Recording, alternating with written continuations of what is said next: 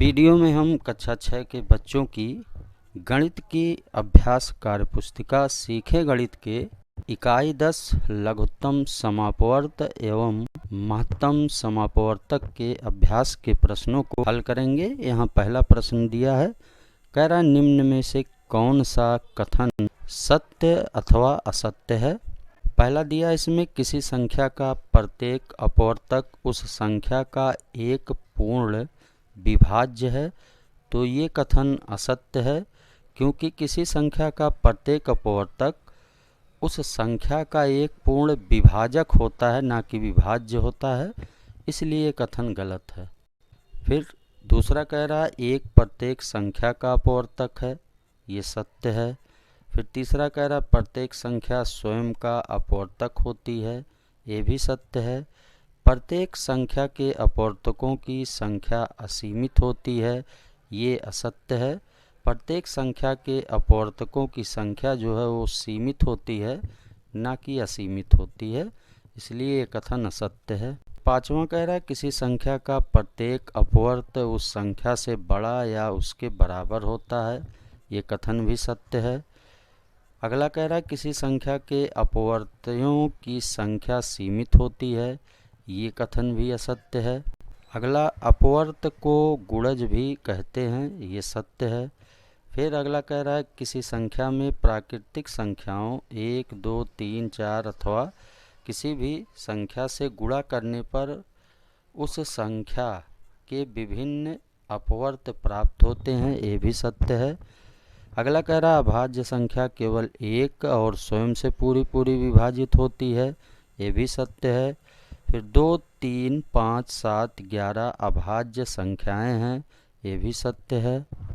फिर अगला कह रहा है किसी भाज्य संख्या के अभाज्य गुणनखंडों की संख्या निश्चित होती है, ये सत्य है।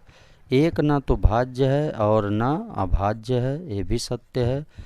80 और 90 के बीच अभाज्य संख्याएं 81 व 83 हैं, ये असत्य है, क्योंकि 80 और 90 के बीच 81, 83 तथा 89 तीन संख्याएं हैं जो अभाज्य होती हैं, इसलिए ये असत्य है। फिर कह रहा महत्तम समापवर्तक दी गई संख्याओं के सार्व अपवर्तकों में सबसे बड़ा सार्व अपवर्तक होता है, ये भी सत्य है। फिर कह रहा है 8 और 12 का लघुत्तम समापवर्त 24 होता है, ये भी सत्य है। लघुत्तम समापवर्त दी गई संख्याओं का सबसे छोटा सम या सार्व अपवर्त होता है, ये भी सत्य है। फिर दूसरा प्रश्न कह रहा है निम्नलिखित संख्याओं के अपवर्तक एवं अपवर्तकों की संख्या लिखिए। तो यहाँ संख्या दिया गया है, पहले कॉलम में 3 है, तो इसके अपवर्तक 1 और 3 हो जाएंगे, अपवर्तकों की संख्या 2 हो जाएगी। 12 दिया गया, 12 के अपवर्तक होंगे 1, 2, 3, 4, 6 और 12, तो इनकी संख्या 6 होगी। फिर 18 के अपवर्तक होंगे 1, 2, 3, 6, 9, 18, इनकी भी संख्या 6 होगी। फिर 60 के अपवर्तक हो जाएंगे 1, 2, 3, 4, 5, 6, 10, 12, 15, 20, 30 और 60, इनकी संख्या अपवर्तकों की हो जाएगी 12। फिर 72 के 1, 2, 3, 4, 6, 8, 9, 12, 18, 24, 36 और 72, इनकी संख्या भी 12 होगी। फिर 94 का हो जाएगा 1, 2, 47 और 94, इनकी संख्या अपवर्तकों की होगी 4। फिर कह रहा भाज्य गुणनखंड भरिए, तो यहाँ 60 दिया है और दूसरा ये भी 60 दिया है, तब इनके अभाज्य गुणनखंड इसको दो संख्याओं में तोड़ेंगे, 6 और 10 में। 6 का भाज्य गुणनखंड 2, 3 होगा, 10 का भाज्य गुणनखंड 2 और 5 होगा। इसी तरह दो संख्याओं में तोड़ेंगे तो ये होगा 30 और 2। 30 का अब इसको तोड़ेंगे दो संख्याओं में 10 और 3, 10 का अभाज्य गुणनखंड हो जाएगा 5 और 2। तो इस तरह से 60 के अभाज्य गुणनखंड 2, 3, 2, 5, इसमें भी 2, 3, 2, 5।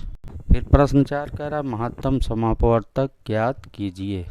संख्या दी है, पहली संख्या है 16, दूसरी संख्या है 6, तो महत्तम समापवर्तक इसका 2 होगा।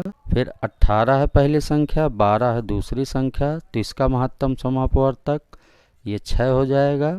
फिर पहली संख्या 21 है, दूसरी 9 है, इनका महत्तम समापवर्तक 3 होगा। फिर पहली संख्या 20 है, दूसरी 16 है, तो इनका महत्तम समापवर्तक 4 होगा। फिर 24 है और 10 है, इनका महत्तम समापवर्तक 2 होगा। फिर पांचवा प्रश्न कह रहा है लघुत्तम समापवर्त ज्ञात कीजिए। संख्या 1 4 है और संख्या 2 6 है, इसका लघुत्तम समापवर्त 12 होगा। फिर संख्या 1 5 है और संख्या 2 15 है, इसका लघुत्तम समापवर्त 15 होगा। 6 और 12, इसका लघुत्तम समापवर्त 12 हो जाएगा। 3 और 7, इसका 21। 7 और 13, इसका लघुत्तम समापवर्त 91 हो जाएगा। फिर प्रश्न 6 कह रहा है लासा अथवा मासा के आधार पर प्रश्नवाचक चिन्ह में उचित संख्या भरिए। तो यहाँ लासा का मतलब लघुत्तम समापवर्त और मासा का मतलब महत्तम समापवर्त। तो यहाँ ये पहले बॉक्स में जो संख्याएं दी गई हैं, ये 8 और 12 का यहाँ लघुत्तम समापवर्त निकाला गया है। 8 और 12 का लघुत्तम समापवर्त 24 होता है। इसको हम इस तरह से लगाएंगे।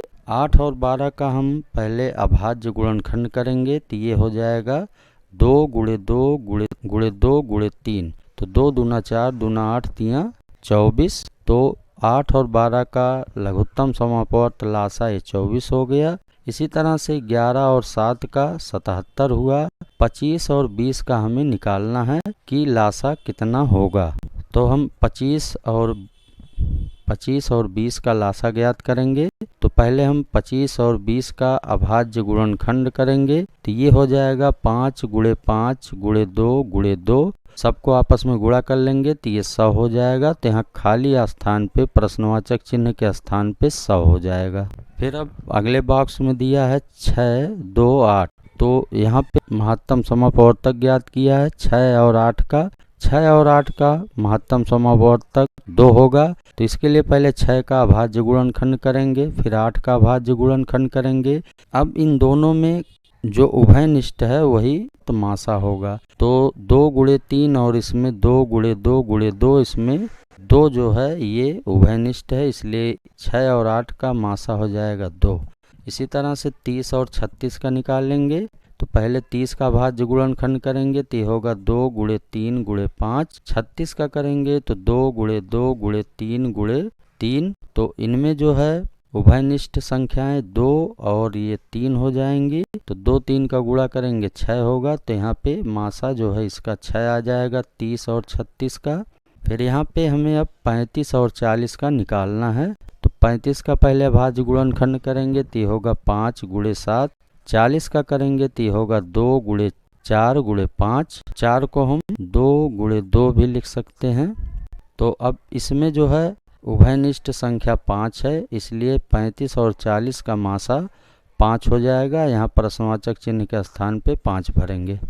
उसी प्रकार अगली जो संख्या दी गई है 10 और 12 का यहाँ पे लासा निकाला गया, ये 60 होगा। तो यहाँ 10 और 12 का अभाज्य गुणनखंड करेंगे, तो ये हो जाएगा 2 गुणे 2 गुणे 5 गुणे 3। इनका आपस में गुणा करेंगे 60 आएगा। फिर 25 और 15 का लासा ज्ञात करेंगे, 75 होगा। 25 और 15 का अभाज्य गुणनखंड करेंगे, तो ये होगा 5 गुणे 5 गुणे 3। इनका गुणा करेंगे तो 75 आएगा। उसी तरह से 36 और 40 का जब हम लघुत्तम समापवर्त ज्ञात करेंगे तो ये 360 आएगा। 36 और 40 का पहले अभाज्य गुणनखंड करेंगे, तो ये होगा 2 गुणे 2 गुणे 2 गुणे 3 गुणे 3 गुणे 5। इनका आपस में गुणा करेंगे तो 360 आएगा। फिर अगला जो संख्या दिया है यहाँ भी हमें मासा ज्ञात करना है। 2 और 4 का मासा ज्ञात करेंगे तो ये 2 होगा। फिर 12 और 16 का मासा ज्ञात करेंगे तो ये 4 आ जाएगा। 12 का पहले अभाज्य गुणनखंड करेंगे, फिर 16 का। तो इसमें 2 और 2 उभयनिष्ठ है, तो 2 गुणे 2 हो जाएगा, ये 4। फिर 18 और 24 का ज्ञात करके हमें यहाँ लिखना है। तो 18 का अभाज्य गुणनखंड करेंगे तो ये होगा 2 गुणे 3 गुणे 3। 24 का अभाज्य गुणनखंड होगा 2 गुणे 2 गुणे 2 गुणे 3। उभयनिष्ठ हो जाएगा 2 और 3, तो 2 3 का गुणा करेंगे 6 होगा। तो यहाँ प्रश्नवाचक चिन्ह के स्थान पे 6 आ जाएगा। इसके बाद प्रश्न 7 है, लघुत्तम समापवर्त अथवा महत्तम समापवर्तक का प्रयोग कर रिक्त स्थानों को भरिए। तो यहाँ पे पहला ये बॉक्स में दिया गया है, यहाँ 8 है, यहाँ 24 है और ये 12 है। नीचे दिया गया है यहाँ 15 है, यहाँ खाली स्थान और यहाँ 35। अब हम 8 और 12 का पहले लघुत्तम समापवर्त ज्ञात करेंगे। 8 और 12 का अगर हम लघुत्तम समापवर्त ज्ञात करेंगे तो ये 24 होगा, यहाँ 24 आया है। इसी तरह से 15 और 35 का हम लासा ज्ञात करेंगे, तो इसके लिए हम 15 और 35 का पहले अभाज्य गुणनखंड कर लेंगे। तो ये आएगा 5 × 3 × 7। इन तीनों को जब हम गुणा करेंगे तो ये 105 आ जाएगा। यहाँ खाली स्थान में 105 होगा, ये बी वाला विकल्प सही है, 105। फिर इसके बाद दूसरा यहाँ पे 24 है, ये 12 दिया गया और ये 60 है। नीचे यहाँ 21 है, यहाँ 49 है। ऊपर वाले बॉक्स के 24 और 60 का यहाँ पहले मासा ज्ञात किया गया है, तो 24 का पहले अभाज्य गुणनखंड करेंगे तो ये होगा 2 × 2 × 2 × 3। 60 का अभाज्य गुणनखंड करेंगे तो ये होगा 2 × 2 × 3 × 5। अब इसमें जो उभयनिष्ठ है उसको निकाल लेंगे, तो इसमें उभयनिष्ठ 2 × 2 × 3 है। इन तीनों का गुणा करेंगे तो 12 आएगा। तो यहाँ पे मासा आया है 24 और 60 का 12। अब इसी तरह से हम 21 और 49 का मासा ज्ञात करेंगे महत्तम समापवर्तक। तो पहले 21 का अभाज्य गुणनखंड करेंगे तो ये होगा 3 × 7। 49 का अभाज्य गुणनखंड करेंगे होगा 7 × 7। तो इसमें उभयनिष्ठ 7 है दोनों में, तो मासा हो जाएगा 7। तो यहाँ खाली स्थान में 7 आएगा।